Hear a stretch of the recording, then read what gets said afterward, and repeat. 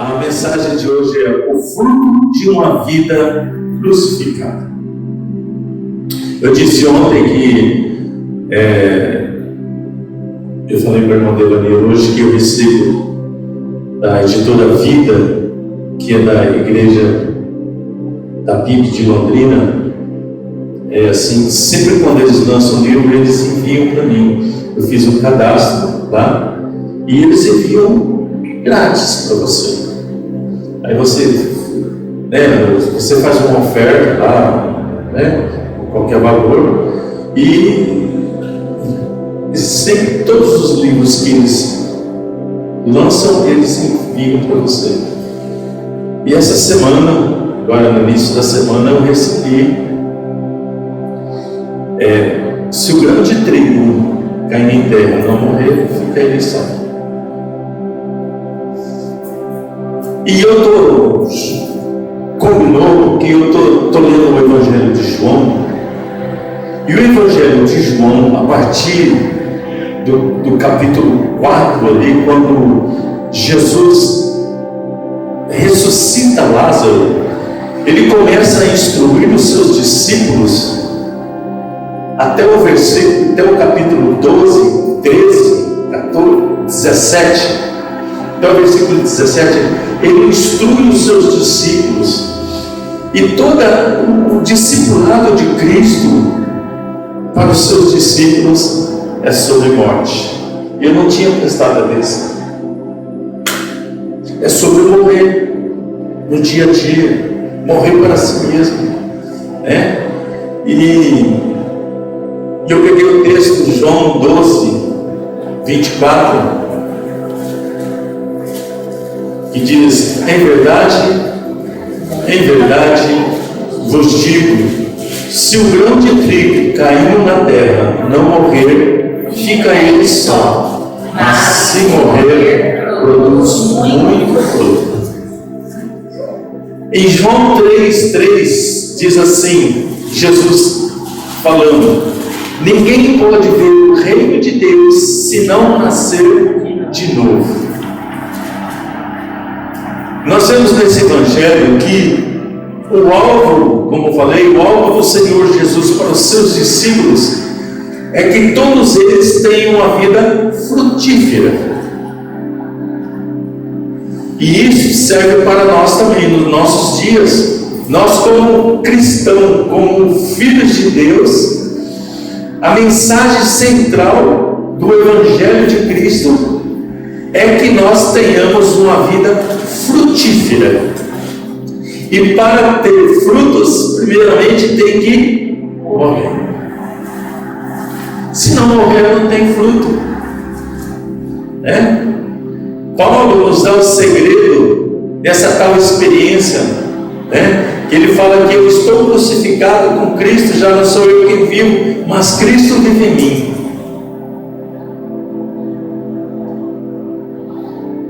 E isso é muito profundo. Eu não tinha tanto assim adentrado com tanta profundeza nesse texto, e eu vou repetir ele várias vezes aqui. E Jesus Cristo fala aqui em João 15,8, fala: nisso é glorificado meu Pai, que deis muito fruto, e assim vos tornarei meus discípulos. Nós só podemos ser discípulos do Senhor se nós dermos fruto.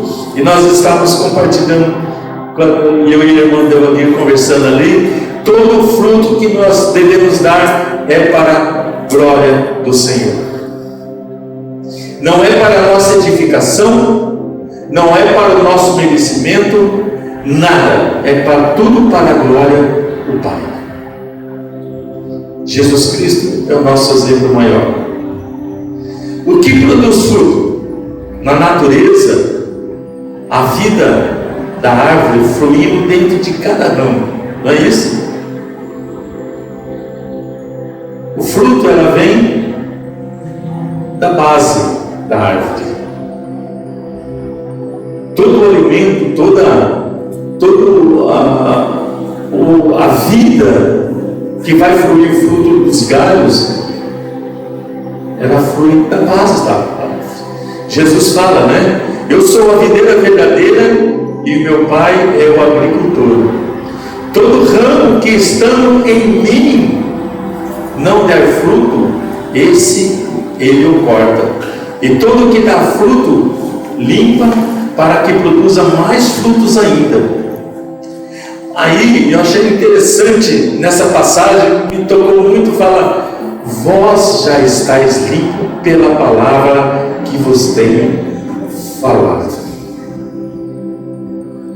Aquilo que limpa a nossa vida para dar fruto é a palavra de Deus. Se nós não estivermos firmados em Cristo e na sua palavra, nós não podemos dar fruto nenhum para a glória de Deus. Podemos enganar muitas pessoas, como muitas igrejas, muitos lugares, nós temos visto que, né? E ele continua: permanecei em mim e eu permanecerei em vós. Como não pode o ramo produzir fruto de si mesmo, se não permanecer na videira, assim nem vós poder dar, se não permaneceres em mim. Eu sou a videira, vós os ramos. Quem permanece em mim e eu nele, esse dá muito fruto, porque sem mim nada podeis fazer. Uma das grandes necessidades da nossa vida cristã é compreender tudo isso, é entender essa verdadeira mensagem de Cristo para nós. Todos nós nascemos neste mundo portado de uma natureza rebelde, contaminada pelo egoísmo, sufocante.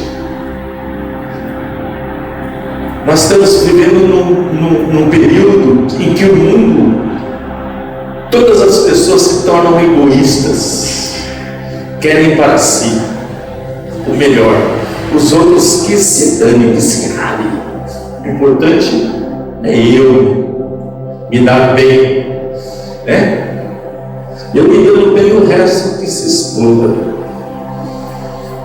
A raça humana encontra-se totalmente pervertida na obstinação do pecado, condenado pela vaidade, pelo orgulho, pelo egoísmo, e só através da morte, dessa morte ególatra, nós podemos ter a libertação.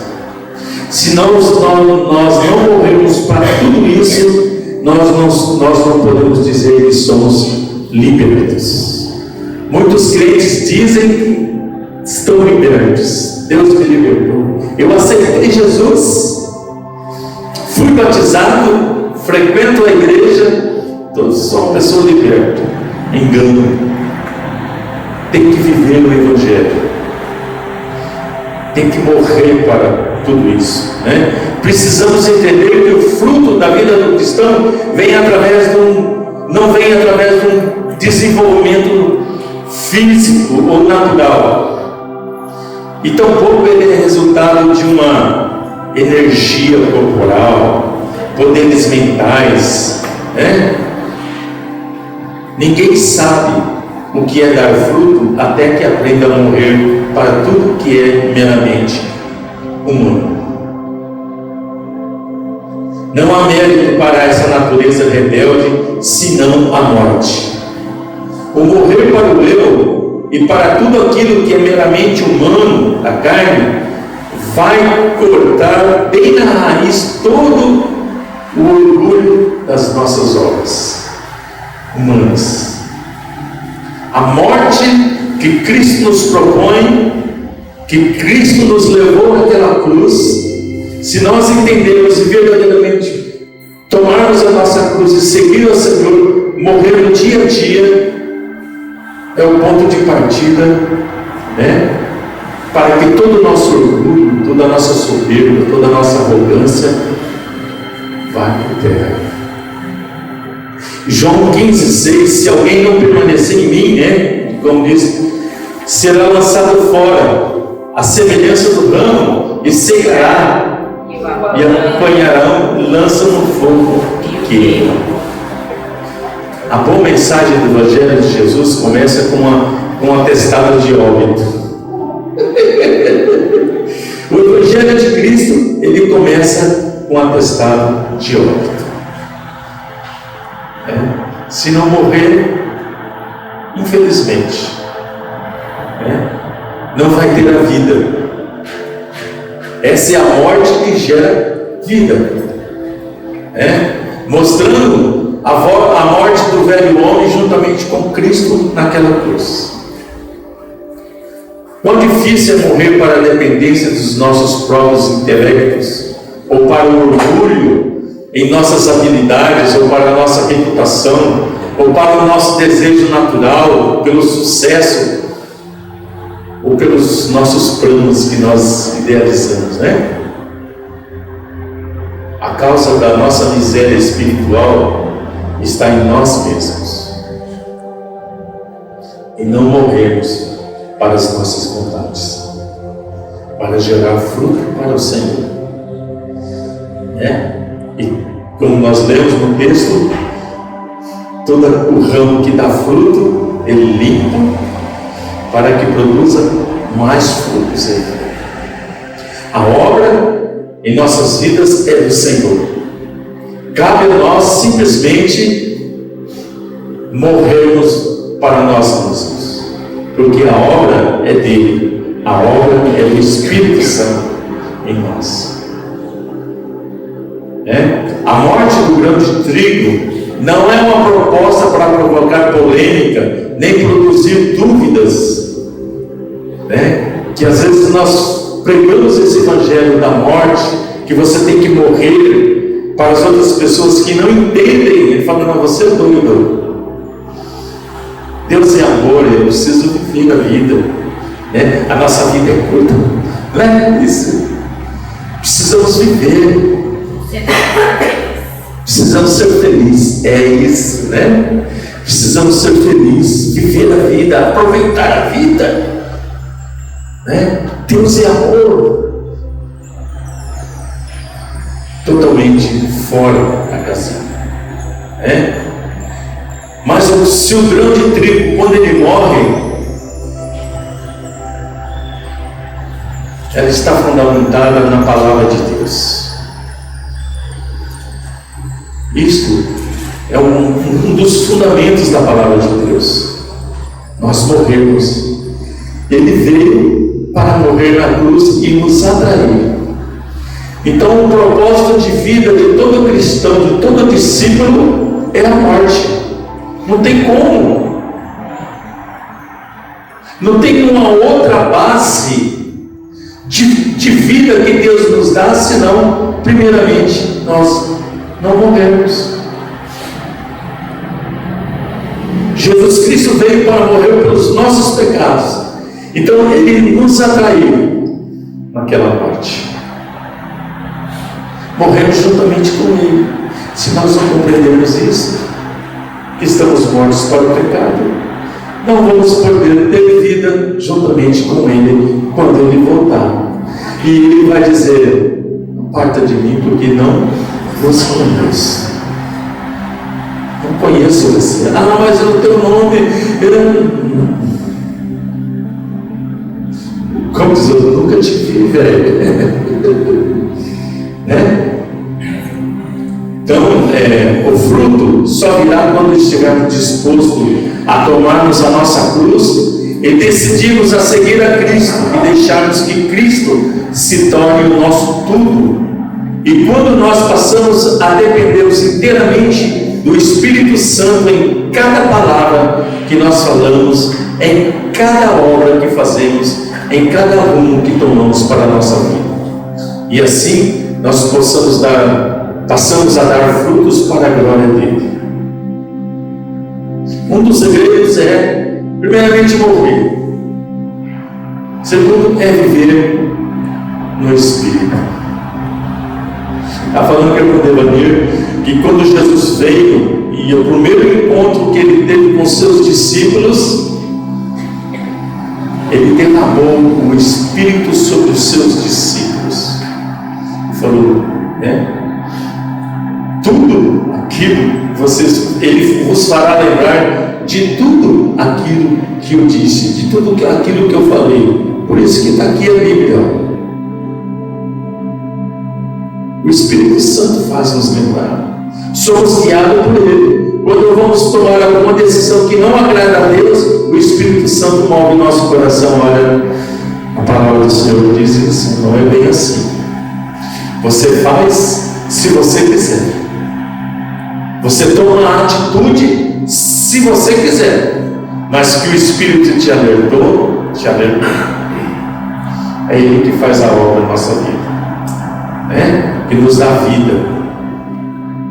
O que é dar fruto? Basta olharmos para a pessoa de Jesus Cristo e toda a sua obra, toda a sua vontade e toda a sua ação foi somente para glorificar o Pai. Ele é o nosso maior exemplo, né? De fruto. Aí aqui tem um livro lá, tem uma historinha assim. Um governante lá na Índia estava envolvido numa obra de irrigação, e ele veio para um proprietário de um campo, né? E ele disse para esse proprietário desse campo: olha, se você quiser, eu posso tornar esse campo seu frutífero, porque o campo do cara era árido, não produzia fruto. Então o proprietário respondeu: você não precisa tentar fazer alguma coisa com o meu campo, ele é árido, não produz nada há muito tempo, nunca produziu nada. Aí esse oficial replicou: eu posso fazer o seu campo tornar-se ricamente frutífero, se ele ser rebaixado um pouquinho. Vocês estão entendendo a mensagem? Se você rebaixar um pouquinho o seu campo, ele vai produzir frutos sem medida. O fruto da nossa vida, né, está na condição de nós nos rebaixarmos, humilharmos diante do Senhor. A morte, morrer para o nosso eu, em toda circunstância, é se humilhar. Às vezes, muitas vezes, diante da situação, diante da condição, diante das pessoas, não tem problema. Jesus foi humilhado,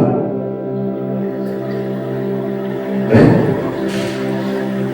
Foi maltratado em todo lugar que ele ia. Tentavam apedrejar, tentavam matá-lo. Em todo o tempo, ele produziu para a glória de Deus, ele não se exaltou. E a palavra do Senhor fala que ele, sendo Deus, não usurpou ser igual a Deus.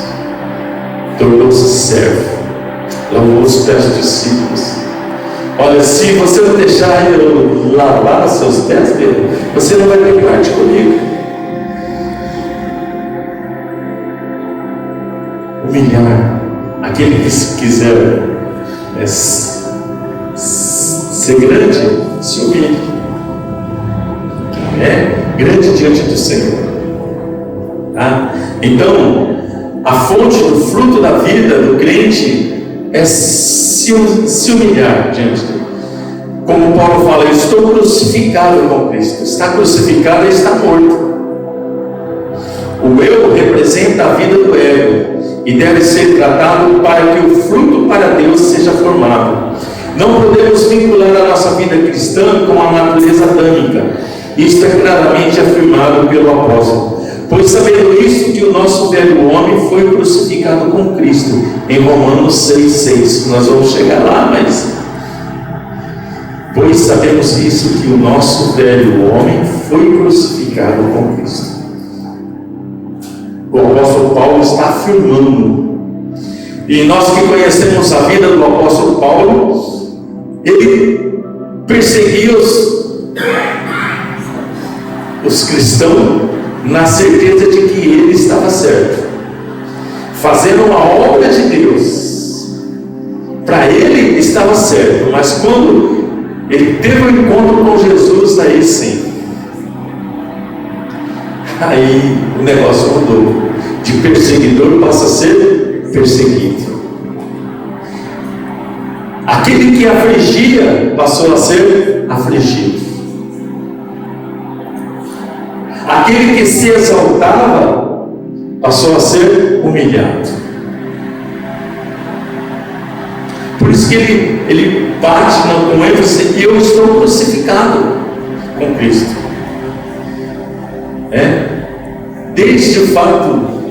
Deste fato, Paulo nos dá a confirmação da sua própria experiência.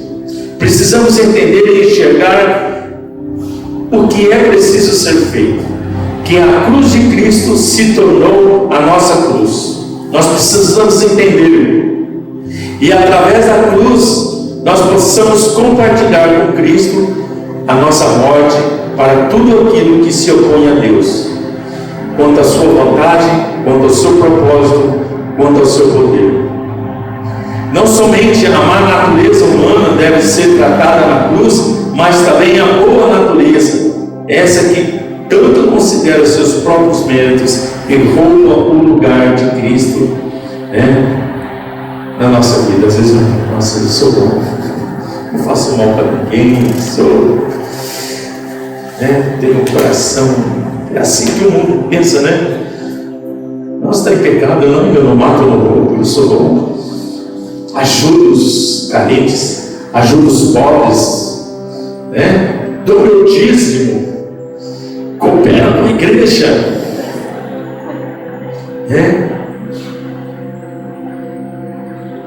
Uma coisa que isto, sempre que eu consisto em compartilhar a cruz de Cristo, eu permito que a morte seja trabalhada em mim, tanto em relação ao bem quanto ao mal, na minha natureza humana, o caminho se abre para que a vida de Cristo flua em mim. Pois sempre quando tomamos e mantemos a atitude de morte para cada imposição da nossa própria vida, concedemos ao Espírito Santo a oportunidade de trazer em nós a vida de Cristo, que nos liberta da lei do pecado e da morte. Na cruz de Cristo, o eu estamos crucificados.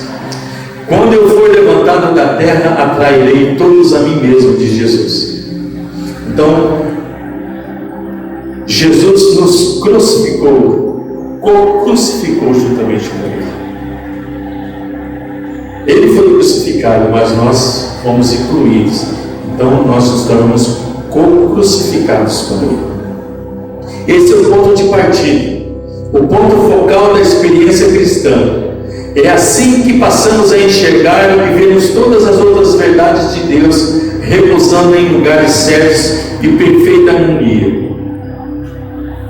Esse é o ponto interessante estabelecido por Paulo. Eu estou crucificado com Cristo, logo já não sou eu quem vive. Este viver que agora tenho na carne, vivo pela fé no Filho de Deus que me amou e se entregou por mim. A crucificação com Cristo não gera uma máquina religiosa. Eu vivo um novo eu, avivado pelo Espírito. A nossa velha natureza já foi crucificada. Agora eu vivo uma nova natureza com Cristo através do Espírito. Que quando Ele ressuscitou, nós ressuscitamos para uma nova vida, juntamente com Ele.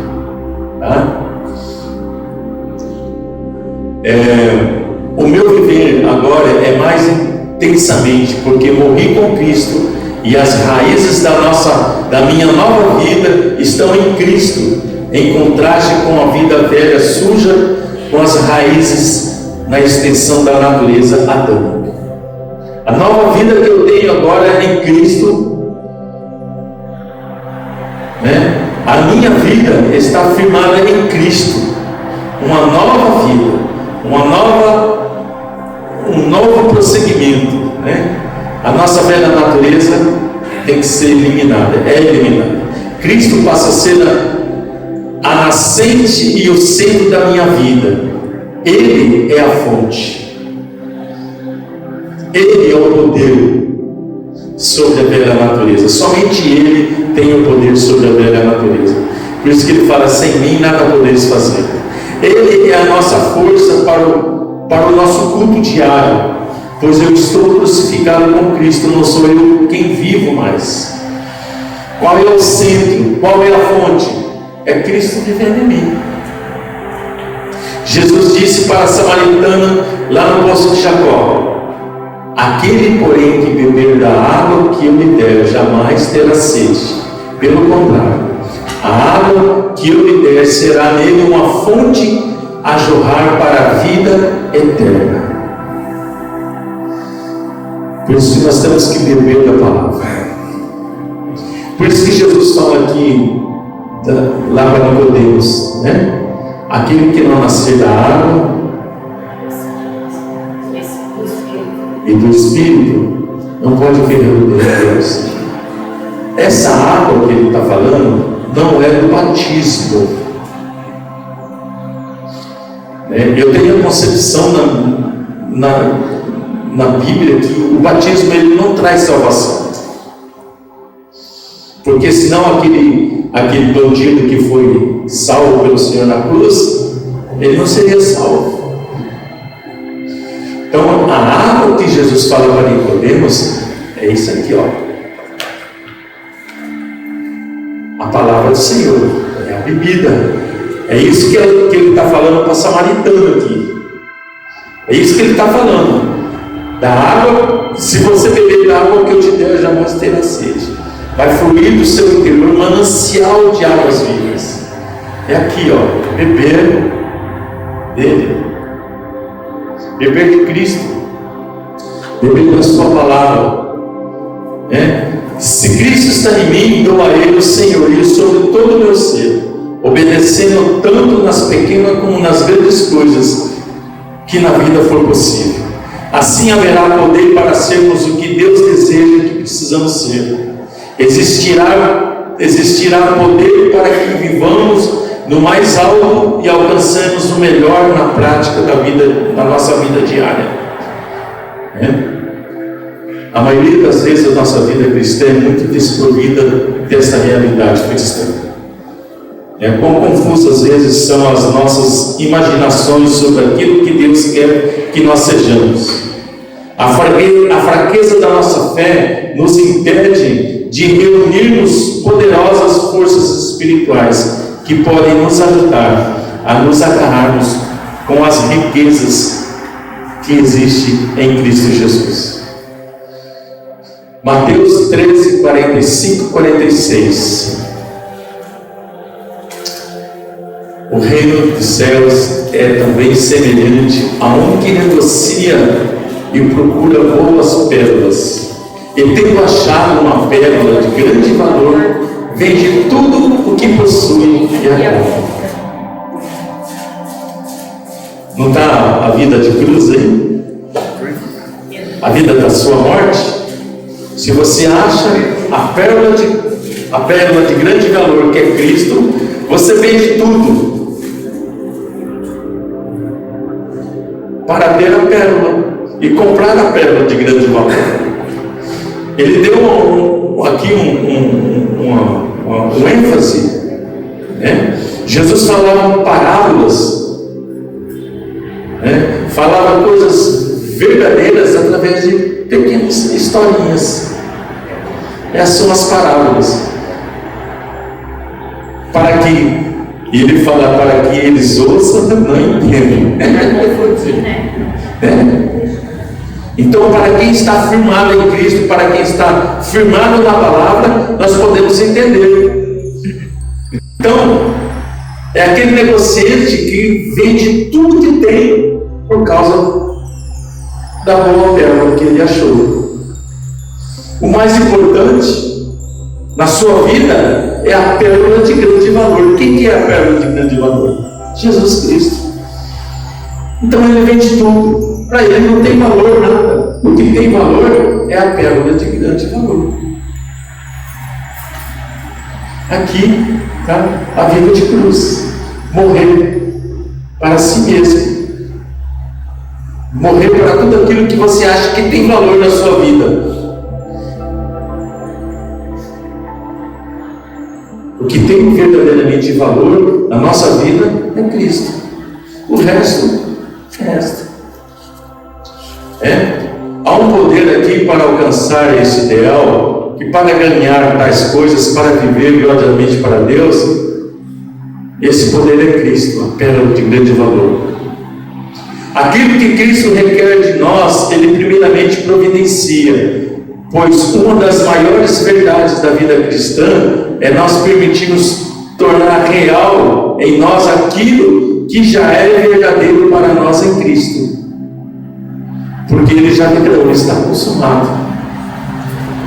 Está consumado, está feito. Então nós temos que dar valor a isso. O primordial é isso, que já está consumado, está feito. Ele providenciou. Não somos nós. O nosso esforço, a nossa entrega, a nossa vontade, né? Não é isso. Ele já providenciou. Ele é o tudo. Sem mim nada podeis fazer. Está consumado, está feito. Ele já providenciou. Nós temos que ter consciência disso. O segredo dessa nova vida e a sua fonte é a cruz do Calvário de Cristo. Cristo e a cruz são inseparáveis. Quando nós falamos de cruz aqui, nós falamos da mensagem da cruz, tá? A mensagem que a cruz traz. Em Cristo, somente na medida em que nós nos rendemos ao Espírito Santo para executar em nós a obra da cruz, é que Cristo julga ser possível tornar isso real. Cristo vive em mim, e esse viver sem a cruz nunca pode e nunca será verdadeiro. Qual então é o resultado de tudo isso? A vida que agora eu vivo na carne, vivo na fé do Filho de Deus. Ou seja, a minha vida exterior que ainda permanece, eu vivo pela fé no Filho de Deus. Esse é o resultado. Esse é o fruto que veio de uma vida crucificada. Estou morto com Cristo, já morri com Cristo, mas agora essa vida que eu tenho aqui agora, que eu vivo pela fé no Filho de Deus. O meu eu já morreu. Agora eu vivo uma nova vida em Cristo. Temos que ser claros sobre essa questão. É o fruto de uma vida crucificada que Deus está procurando, não o fruto de uma vida natural, pois esta não pode produzir fruto para Deus. Não vamos confundir aquilo com aquele fruto da bondade humana que eu falei, né? Qualquer pagão, qualquer bárbaro ou qualquer homem deste mundo pode viver uma bela vida natural na qual não precisa de Cristo e na qual ele não concede lugar algum para Cristo. Pode viver? Pode. Deus está procurando por algo muito mais diferente do que isso. Ele busca o fruto que permanece, o fruto de caráter que testifica o poder do seu Filho, fruto através da qual ele possa alimentar as nações. Somente uma vida crucificada é capaz de produzir frutos. Ouçamos Paulo declarar: estou crucificado com Cristo. Esta é uma declaração de alguém que viveu uma experiência real na vida, alguém que verdadeiramente passou da morte para a vida, um homem que foi até o lugar da morte com Cristo e ressuscitou. Vida ressurreta é o resultado da crucificação e uma vida que por si só pode dar frutos para Deus.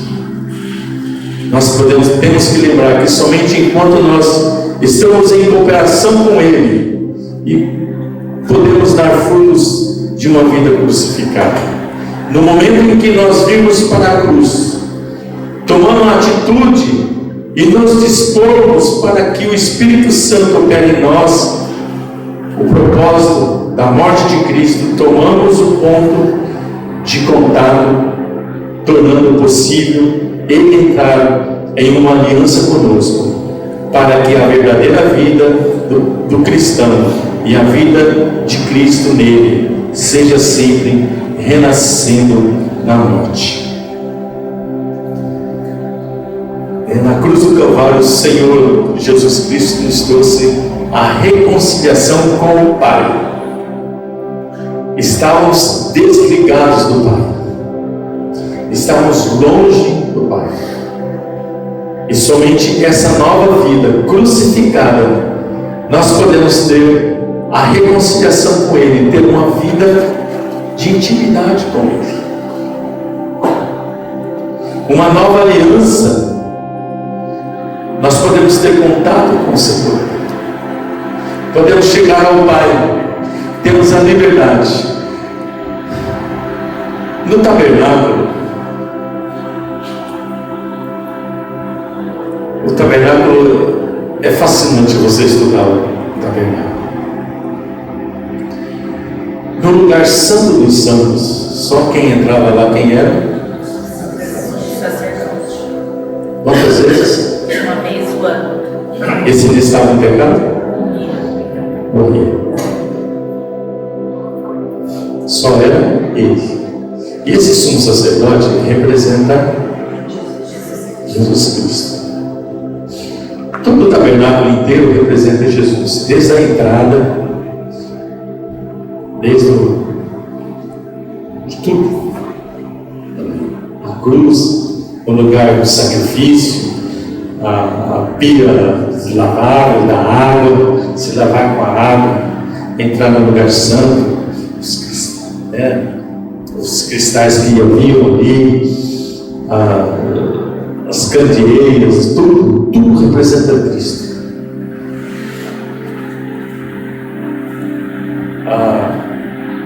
As paredes o muro, de tecido, tudo representa Cristo. Se você for estudar profundamente, você vai ver Cristo em tudo no tabernáculo. E a palavra do Senhor fala que quando Jesus deu o último suspiro, está consumado, diz que rasgou o véu, foi de cima para baixo, não de baixo para cima, de cima para baixo.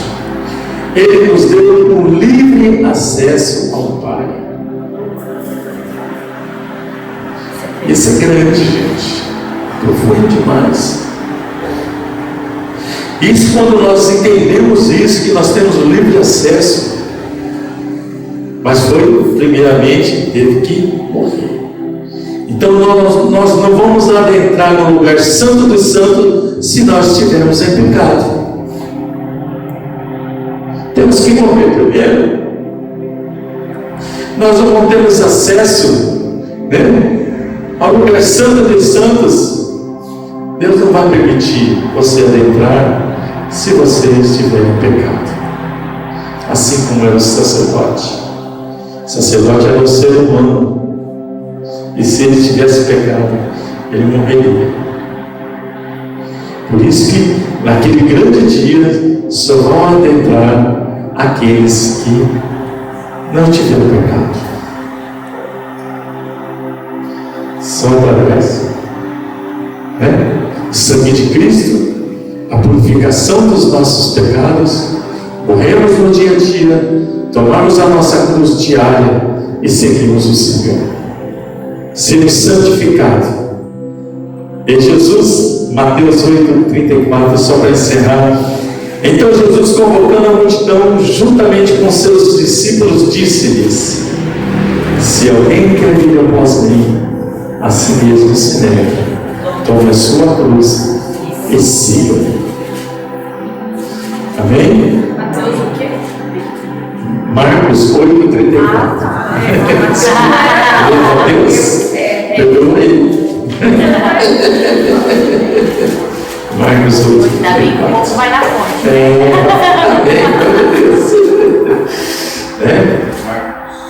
Marcos 8, 34. Amém, amados? Alguém quer falar alguma coisa? Alguém quer comentar alguma coisa?